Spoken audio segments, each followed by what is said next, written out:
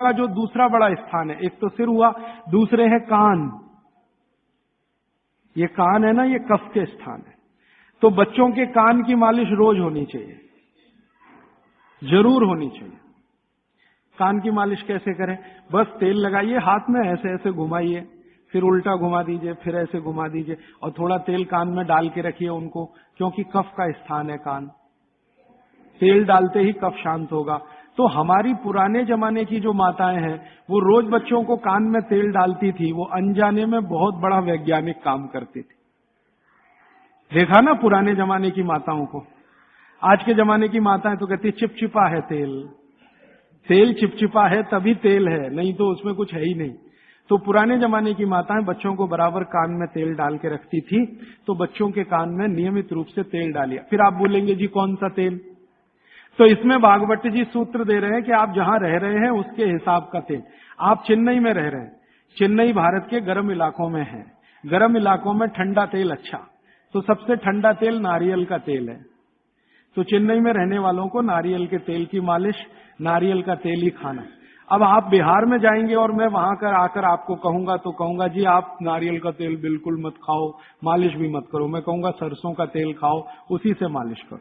और जो आप और उधर चले गए हरियाणा पंजाब की तरफ, तो मैं ही आकर आपसे कहूंगा जी आप ये छोड़ो, आप तो जैतून का तेल इस्तेमाल करो या तिल का तेल इस्तेमाल, एरिया के हिसाब से। तो मैं आपके हिसाब से बात कर रहा हूं कि आप नारियल के तेल की मालिश भी कर सकते हैं, उसको भोजन में भी उपयोग कर सकते हैं। बच्चों की नियमित मालिश सिर की, कान की होती रहनी चाहिए। और तीसरी चीज, आंखें। आंखें जो है ना, कफ का ही केंद्र है। सबसे बड़ा कफ का केंद्र सिर, दूसरे नंबर पे कान, तीसरी आंख। आंख कफ का केंद्र है, और आंख के ज्यादा रोग, 99% रोग कफ के रोग हैं। जैसे मैंने आपको बोला ना, आंख में आप बोलते हैं कि हमको कैटरेक्ट हो गया, ये कफ का रोग है। मोतियाबिंद हो गया, कफ का रोग है। ग्लूकोमा हो गया, कफ का रोग है। आंखें लाल हो रही हैं, कफ के प्रभाव। तो आंखों की विशेष देखभाल बच्चों की, ताकि चश्मा ना लगे, अब चश्मा ना चढ़े। अब आंखों में क्या करें जी? कफ को कंट्रोल करने, तेल नहीं डाल सकते आंखों में, क्योंकि तेल और आंखों का मेल नहीं है। आंखों में हमेशा एक फ्लूइड रहता है, तेल में डालें माने तेल उस फ्लूइड में गया तो गड़बड़ करता है। तो आंखों के लिए घी ठीक है, देशी गाय का घी। तो बच्चों को नियमित रूप से देशी गाय का घी आंखों में लगा सकते हैं तो बहुत अच्छा है। देशी गाय का घी ये कफ को शांत करता है। लेकिन आप देशी गाय के घी को उपलब्ध नहीं कर पाते किसी कारण से, तो फिर भागवत जी कह रहे हैं कि कफ को शमन करने वाली एक और चीज है, वो है काजल। काजल माने कार्बन। कार्बन कफ को शांत करने में सबसे बड़ी भूमिका निभाता है। तो बच्चों को नियमित रूप से आंखों में काजल होना ही चाहिए। भागवत जी ने बहुत सुंदर शब्द इस्तेमाल किया है, सौवीर अंजन, उसको कहें काजल, सौवीर अंजन, बहुत सुंदर शब्द है। और भागवत जी इतने दयालु और कृपालु हैं कि उसकी पूरी विधि भी लिख के गए कि बच्चों के लिए जो सौवीर अंजन बनाना है वो कैसे बनेगा। उसमें इस्तेमाल होता है गाय का दूध और दारू हल्दी। दारू हल्दी देखा? जारू हल्दी, एक हल्दी और एक दारू हल्दी। तो दारू हल्दी, गाय का दूध, गाय का घी, ऐसी 5-7 वस्तुओं से बनता है। पूरी विधि किताब में है, मैं ज्यादा समय खराब नहीं करना चाहता। तो बच्चों को नियमित रूप से आंख में काजल, क्योंकि कफ को शांत करे, कान में तेल, सिर पर तेल की मालिश, ठीक है? ये 3 चीजें उनके लिए बहुत आवश्यक है। फिर आगे चलें तो खान पान उनका, कफ के प्रभाव में जो भी बच्चे हैं उनके खान पान में भागवत जी कहते हैं दूध सबसे आवश्यक। दूध, बिना दूध के बच्चों का जीवन नहीं, दूध तो उनके लिए सबसे आवश्यक। दूसरी कोई चीज उनके लिए आवश्यक है, वो है मक्खन। मक्खन, लोनी कहते हैं, मक्खन कहते हैं, लोनी। और फिर तीसरी चीज है घी, उसके बाद तेल, और उसके बाद जो भी आप साधारण चीजें खा रहे हैं। गुड़ बच्चों को बहुत ही आवश्यक है, क्योंकि कफ को संतुलित रखने में जो जो चीजें मदद कर रही हैं, घी है, देशी गाय का दूध है, दही है, मट्ठा है, मक्खन है, गुड़ है, ये सब कफ को संतुलित रखने वाली चीजें। तो ये बच्चों के भोजन में नियमित। अब गुड़ जो है ना, कई फॉर्म में खा सकते हैं बच्चे। सीधे गुड़ खा सकते हैं, गुड़ की पट्टी खा सकते हैं, चिक्की जिसको आप कहते हैं, तिल में हो तो बहुत अच्छा, मूंगफली में है तो भी चलेगा, नहीं तो चने में खा सकते हैं। तो बच्चों के डेली डाइट में ये चीजें रहनी चाहिए, गुड़ रहना चाहिए, तिल रहना चाहिए, मूंगफली रहनी चाहिए। ये सब चीजें जिनको आप महसूस करते हैं ना भारी हैं, ये कफ को संतुलित रखने में मदद करते हैं। तो भारी चीजें बच्चों को नियमित रूप से दीजिए। एक ही चीज का निषेध है, एक ही चीज का निषेध बताया बागवती जी ने, पतला आटा। अब पतला आटा उन्होंने कहा है, पतला आटा माने बारीक आटा। इसको मैं थोड़ा आज के हिसाब से कहूं, क्योंकि आज वो चीज है बागवती के जमाने में नहीं थी। मैदा, मैदा ही निषिद्ध है बच्चों को, बस मैदे की चीज नहीं। अब मैदे की चीज नहीं क्यों? क्योंकि ये कफ को बिगाड़ने वाली चीज है मैदा। बाकी चीजें कफ को संतुलित रखती हैं, मैदे की चीजें कफ को बिगाड़ेंगी। तो बच्चों को मैदे की मठरी मत दें। अब आप बोलेंगे जी मठरी मांगे तो आटे की बना के दें, मैदे की ना दें। अब मैदे का बना हुआ समोसा ना दें, तो समोसा मांगेंगे तो आटे का समोसा दें। मैदे की कचौरी ना दें, कचौरी मांगेंगे तो आटे की दें। मैदा छोड़कर बाकी चीजों के बारे में भागवती जी कहते हैं कि बच्चे आसानी से प्रभाव कफ में उसको भी पाचन कर सकते हैं। अब मालिश हो गई, भोजन हुआ, फिर नहाने के लिए कहा है, तो मालिश पहले, स्नान बाद में। हमेशा स्नान के बाद मालिश करने को मना किया है, स्नान बाद में, मालिश पहले। तो अच्छे से मालिश करिए। आप बोलेंगे जी कितनी देर मालिश करें? तो इसके लिए बहुत सुंदर बात उन्होंने कही है। बच्चों की मालिश करते समय जब उनकी बगल में पसीना आ जाए तो मालिश रोक दें। घड़ी के हिसाब से नहीं बताया उन्होंने कि 10 घंटे करें कि 20 घंटे, 40 मिनट, या समय उन्होंने बताया नहीं, क्योंकि हर बच्चे के लिए वो अलग होगा। तो उन्होंने इतनी सुंदर ऑब्जर्वेशन दिया कि जब आप मालिश कर रहे हैं, बच्चे की बगल में पसीना आ गया तो मालिश बंद करें, बगल में पसीना आते ही। और वो ये कहते हैं कि कुछ बच्चे ऐसे हो सकते हैं जिनको बगल का पसीना जल्दी ना आए, तो हो सकता है उनके माथे पे पसीना आ जाए, तो मालिश रोक दें। ठीक है? तो मालिश के बाद स्नान। स्नान के लिए भागवती जी कहते हैं कि जो भी चीजें कफ को कम करती हैं वही चीजें स्नान में उपयोग करें। अब मैं आपको बताना चाहता हूं आधुनिक बात, भागवती जी ने तो नहीं कहा। उन्होंने ये कहा कि कफ को कम करें वही चीजें स्नान में उपयोग करें। तो कफ को कम करने वाली सबसे बेहतरीन चीज आपके घर में है चने का आटा।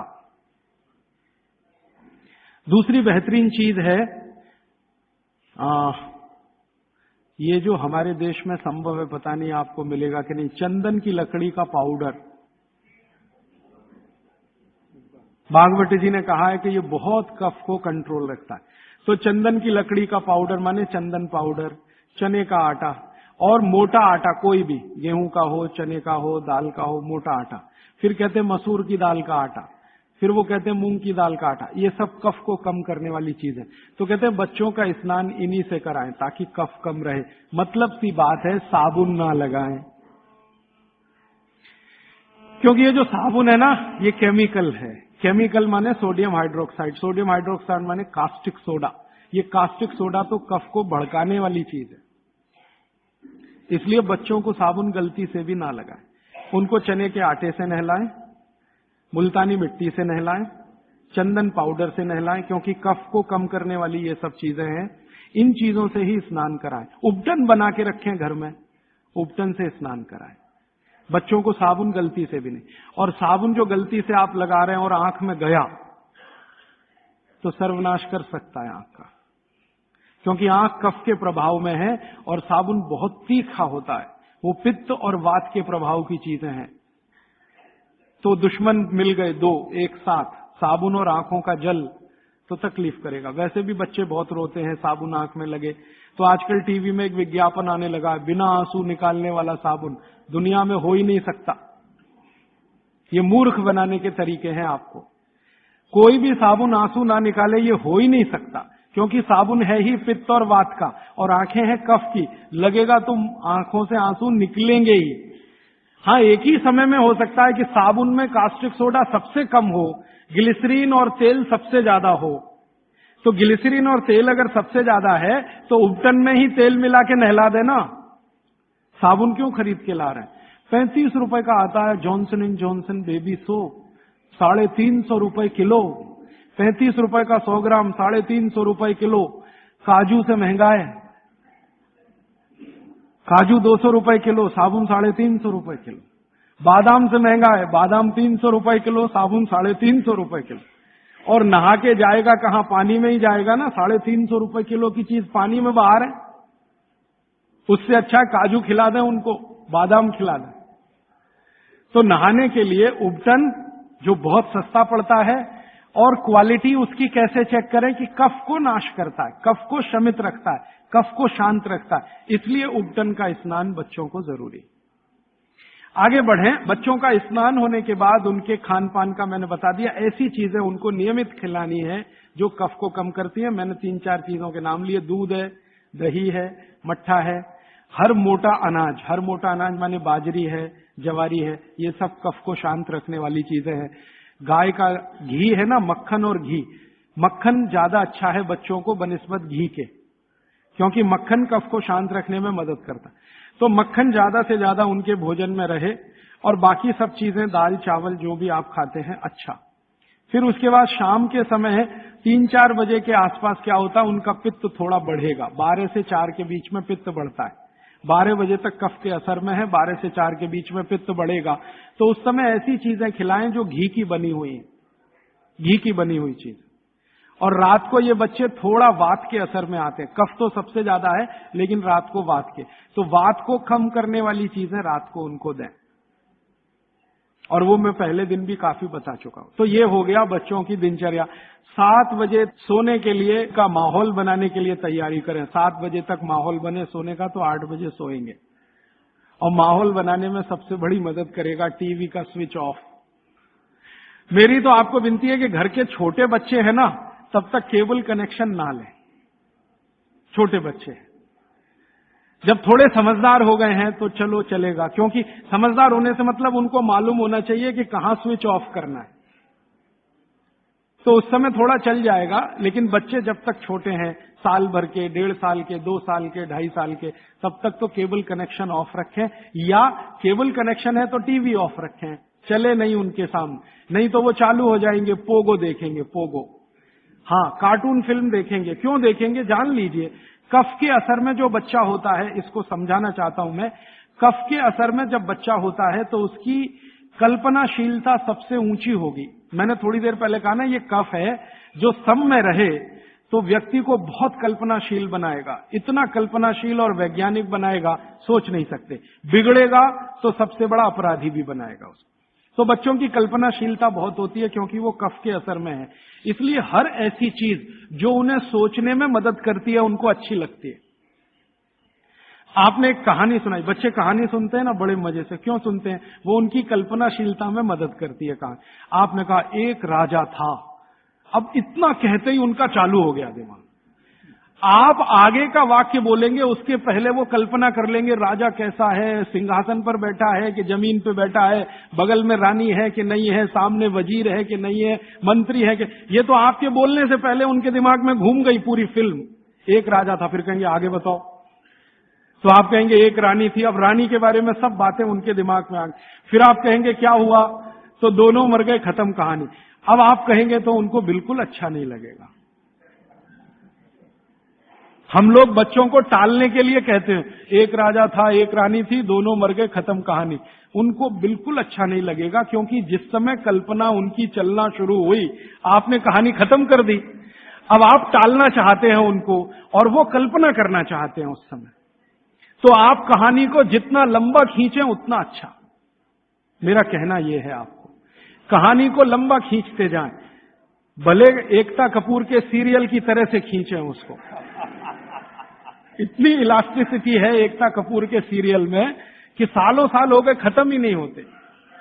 सास भी मर गई, बहू भी मर गई, एक जनरेशन चली गई, दूसरी आ गई, सीरियल खत्म। ये बच्चों को चाहिए, आप उनकी कल्पनाशीलता को बढ़ाने में मदद करें। माने कहानी जो वो सुन रहे हैं उसको छोटी ना करें, सुनते सुनते सो जाएं तो बहुत अच्छा।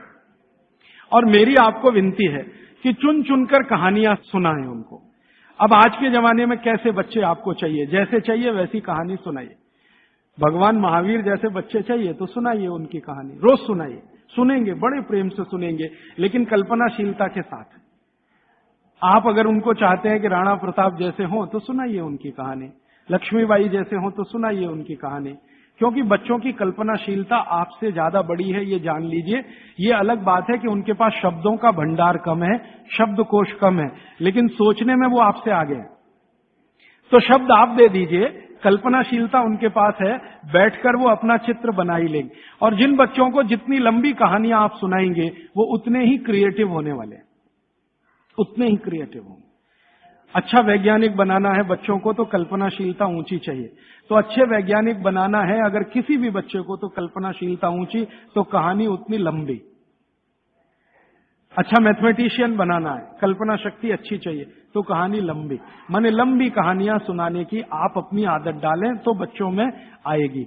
वो कहानी सुनने में इतने मगन होते हैं, फिर उनको टीवी की जरूरत नहीं है, न पोगो की जरूरत है, न कार्टून नेटवर्क की कुछ जरूरत नहीं। आप अगर सुना रहे हैं उनको कहानी जिसमें उनकी कल्पनाशीलता रम रही है तो वो बहुत जरूरी है। और फिर मेरी एक छोटी सी आखिरी बात, क्योंकि दूसरी बात के लिए समय कम पड़ रहा है, कि जब बच्चे आपसे कोई सवाल करें तो जान लीजिए वो अपनी कल्पनाशीलता को बढ़ाना चाहते हैं, तब सवाल कर रहे हैं। तो उनके सवाल का जवाब ईमानदारी से दें। जैसे उन्होंने सवाल पूछा कि ये टमाटर का रंग लाल क्यों है, मान लीजिए सवाल पूछा टमाटर का रंग लाल क्यों। अब आपको मालूम नहीं है कि टमाटर का रंग सच में लाल क्यों है, तो आप उनको कुछ उल्टा सीधा मत कहें, भगवान ने कर दिया है, ऐसा हो गया है, वैसा हो गया है। आप उनको ईमानदारी से कहें, देख भाई बेटा या बेटी, मुझे अभी मालूम नहीं है कि टमाटर का रंग लाल क्यों होता है, मैं कल पता करके बता दूंगा या परसों पता करके बता दूंगा। बच्चे जब सवाल पूछ रहे हैं तो उनकी कल्पनाशीलता की पूर्ति के लिए पूछ रहे हैं, आप उनको कभी भी गलत जवाब तो दीजिए ही मत। वो कह रहे हैं जी ये चंद्रमा क्यों चमक रहा है सफेद सफेद, और तारे क्यों चमक रहे हैं, और सूरज लाल क्यों दिख रहा है या पीला क्यों दिख रहा है, या ये पत्ते हरे क्यों हैं, ये पीले हो जाते हैं तो ये हरे से पीले कैसे हो गए।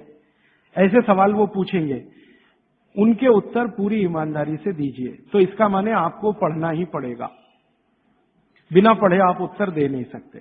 और जो आपने कोशिश की उल्टा सीधा, तो थोड़े दिन में जब उनको सच्चाई पता चलेगी तो आपका आदर वो बिल्कुल नहीं करेंगे। उनके गुरुजी ने बता दिया कि ये पत्ता हरा इसलिए था और टमाटर लाल इसलिए हो गया और चंद्रमा इसलिए चमकता है, सूरज इसलिए पीला दिखाई देता है। जैसे ही उनको पता चलेगा तो आपकी इज्जत तो 2 कौड़ी की हो गई उनके सामने। वो आपको कहेंगे जी आपने गलत बताया, मेरी टीचर ऐसा बोलती है। तो आपसे हटकर वो टीचर की तरफ चला गया, और टीचर की तरफ गया तो समझ लो बच्चा आपके हाथ से ही गया। जैसे जैसे उसका आकर्षण टीचर के प्रति बढ़ता जाएगा वो आपके कंट्रोल के बिल्कुल, फिर टीचर जो कहेगी उसको पत्थर की लकीर मानेगा, आप जो कहोगे उस पर कभी भी भरोसा नहीं करेगा। इसलिए मैंने थोड़ी देर पहले कहा बच्चों को बड़ा करना दुनिया का सबसे मुश्किल काम। तो आप बच्चों के साथ व्यवहार वैसा ही करें जैसा प्रकृति ने उनको स्वभाव दिया है। कफ का स्वभाव माने कल्पनाशीलता वाला स्वभाव, कफ का स्वभाव माने इमेजिनेशन, लिमिटलेस इमेजिनेशन। वो सीमा के पार जाके बात करते हैं। आप देखते हैं ना दुनिया के सारे बच्चे परेशान है हैरी पॉटर पढ़ने के लिए, है ना, और आप और मैं सवाल करते हैं जी हैरी पॉटर में रखा क्या है। कुछ नहीं है, उसमें तिलिस्म है, जादुई तिलिस्म है, वो सच्चा नहीं है, लेकिन उनकी कल्पनाशीलता में उनको बहुत आनंद दे रहा है, इसलिए करोड़ों किताबें बिक रही हैं हैरी पॉटर की। आप पसंद करें या न करें, क्योंकि बच्चे कफ के असर में है, कल्पनाशीलता उस समय सबसे ज्यादा है। तो जादुई बातें, तिलिस्मी बातें, जादूगर की बातें, ये सब उनको अच्छी इसलिए लगती है कि कल्पनाशीलता बढ़ाने में ये सब मदद करती है। ये जासूसी उपन्यास जितने हैं ना बच्चे बहुत प्रेम से पढ़ते हैं, चाहे वो अमेरिका में हो या हिंदुस्तान में। बस अंतर है अमेरिका में अंग्रेजी में पढ़ेंगे, हिंदुस्तान में हिंदी में जरूर पढ़ेंगे। चंदा मामा एक पत्रिका आती है बच्चों की, चंदा मामा या नंदन, चुन चुन के ऐसी कहानियां हैं उसमें जो उनकी कल्पनाशीलता बढ़ाती हैं। तो वो लड़ेंगे आपसे, चंदा मामा चाहिए, नहीं तो ये किताब चाहिए, अमर चित्रकथा चाहिए, ये चाहिए, ये चाहिए। अब आपके ऊपर है कि आप उनकी कल्पनाशीलता कितनी बढ़ा सकते हैं। 14 साल तक विशेष ध्यान रखें बच्चों का, जब तक वो कफ के असर में। अब इसमें बाद में कुछ बातें आएंगी तो कल मैं जोड़ूंगा। अब मैं आ जाता हूं पित्त में। पित्त के प्रकृति के लोगों की दिनचर्या क्या। पित्त प्रकृति माने 14 साल से ऊपर और 60 साल के नीचे। इनकी दिनचर्या क्या? पित्त प्रकृति के लोगों को कफ का असर कम हो जाता है, पित्त थोड़ा बढ़ता है, वात उनके पास कम ही रहता है या बिल्कुल नहीं रहता। अब पित्त प्रकृति के लोगों को ज्यादा सोना जरूरी नहीं है, उनका पित्त है, कफ तो ऐसे ही शांत है, तो ज्यादा सोना जरूरी नहीं। माने पित्त प्रकृति के लोग अगर 8 घंटे सो रहे हैं, 7 घंटे सो रहे हैं तो भी चलेगा। न्यूनतम नींद कितनी होनी चाहिए? आप कहें पित्त प्रकृति के सब लोगों को, जिनकी उम्र 14-15 साल से लेकर 60 साल है, इनकी कम से कम नींद 8 घंटे की रहे तो अच्छा है। लेकिन इससे भी कम रह सकती है क्या? 7 घंटे हो सकती है, लेकिन उसके लिए थोड़ा प्रयास करना पड़ेगा। 6 घंटे भी हो सकती है, 6 से कम नहीं और 8 से ज्यादा नहीं, ऐसे मान लीजिए। तो पित्त प्रकृति के लोगों को 6 घंटे से कम नहीं सोना, 8 घंटे से ज्यादा नहीं सोना। अब उसके हिसाब से दिनचर्या तय करिए। तो 8 बजे सो जाएं, मान लो आप भी ऐसे ही माने। भागवत जी कहते हैं सूर्यास्त के 2 घंटे बाद सो जाएं, बच्चे भी बड़े भी। तो 8 बजे आप सो जाएं, तो 8 से 8 4 बज गए ना, 4 बजे उठें। आपके लिए उठना बहुत जरूरी है। ब्रह्म मुहूर्त में पित्त प्रकृति के लोगों का उठना बहुत आवश्यक है। बच्चे ना उठें तो चलेगा, आपको तो उठना बहुत जरूरी है। क्यों? अगर आप 4 बजे उठते हैं तो अगला पूरा दिन आपका बहुत बेहतरीन और व्यवस्थित है, और 4 के बाद उठेंगे तो पूरा दिन डिस्टर्ब है। क्यों? क्योंकि जो जो करना है आपको वो 4 बजे से लेके ही शुरू होगा। 4 बजे उठे, आपने पानी पिया, जो मैंने पहले ही बता दिया, ऊषा पान जिसको कहते हैं। फिर शौच आदि के लिए आप गए, 10-15 मिनट मान लीजिए उसमें गया। फिर बाहर आप निकले, दंत धावन शब्द इस्तेमाल किया, दंत धावन करें माने दांत साफ करें। अब दांत साफ कैसे करें? पित्त प्रकृति के लोगों को हमेशा दांत ऐसी चीज से साफ करना जो कषाय हो, स्वाद में तिक्त हो। स्वाद में कषाय समझते हैं? कड़वा, जो स्वाद में कड़वा है और तिक्त है, ऐसी चीजों से आपको दांत साफ करना, क्योंकि प्रकृति आपकी पित्त की है। तो पित्त को कम करना, कंट्रोल करके रखना, ये कषाय और तिक्त स्वाद की चीजों से ही होगा। तो इसका मतलब ये है कि आप नीम का दातुन करें, जो कषाय भी है, तिक्त भी है। भागवत जी ने कॉलगेट के लिए मना किया है। कॉलगेट था ही नहीं तो लिखा भी नहीं है उन्होंने कहा कि आप नीम का दातुन करें। और नीम से भी अच्छा एक दातुन उन्होंने बताया, मदार। मदार समझते? मदार का एक पेड़ होता है, वो कहते हैं नीम से भी अच्छा है, क्योंकि वो और ज्यादा कषाय है और ज्यादा तिक्त। फिर एक है बबूल, फिर एक है अर्जुन। अर्जुन की छाल आपने पिया ना, अर्जुन की दातुन भी होती है। तो ऐसे 12 वृक्ष उन्होंने बताए हैं, नीम है, मदार है, अर्जुन है। फिर ये जो होता है ना आम, बबूल है, आम है, अमरूद है, ऐसे 12 वृक्षों का उन्होंने वर्णन किया है कि इनकी दातुन ही करना, इसके आगे 13वें वृक्ष की नहीं। और वो डिटेल लिखा है किताब में, आप ले सकते। जब उन्होंने आगे लिखा है वो मैं अभी बता दूं। वो ये कहते हैं कि जीवन में जो ऋतु है, ऋतु गर्मी है, फिर सर्दी है, फिर बरसात है, 3 तो मुख्य ऋतु हैं। फिर इनकी उप ऋतुएं हैं, तो 6 हो जाती है, शरद है, शिशिर है, वसंत है। तो मोटा मोटा बता देता हूं, ज्यादा बारीक आपको याद नहीं रहेगा। वो ये कहते हैं कि जब गर्मी का सीजन है, गर्मी माने अप्रैल से शुरू कर लीजिए, उगादी से शुरू कर लीजिए, नहीं तो आप मकर संक्रांति से ही मान लीजिए। तो मकर संक्रांति से लेकर जब तक गर्मी है, माने बारिश नहीं होती, तब तक नीम के दातुन की बात कही उन्होंने। तो इसमें चैत्र भी आएगा, वैशाख भी। अब आप पुरानी चीज जरा देखिए कि हमारे बचपन में हमारी दादी कहती थी कि देख चैत्र का महीना लग गया, नीम के पत्ते खा ले तो अगले 1 साल तक बीमार नहीं पड़ेगा। तो वो समय यही आता है जो भागवत जी का कैलकुलेशन। क्यों? ये जो समय है इसमें पित्त को भड़कने से बचाने में सबसे बड़ी मदद ये करेगा नीम। तो नीम का दातुन, नहीं तो बबूल का दातुन, नहीं तो मदार का दातुन, लेकिन गर्मियों में सबसे अच्छा नीम है। दूसरा सबसे अच्छा बबूल है गर्मियों में, और सर्दियों के दिन में सबसे अच्छा दातुन है अमरूद। अमरूद के पेड़ का दातुन सर्दियों में सबसे अच्छा, अमरूद के पेड़ का। और अमरूद के जैसा ही एक और पेड़ होता है, जामुन का भी दातुन करने का नियम बताया है, लेकिन पता नहीं आप तोड़ पाएंगे कि नहीं, लेकिन अमरूद का आसानी से मिल जाएगा।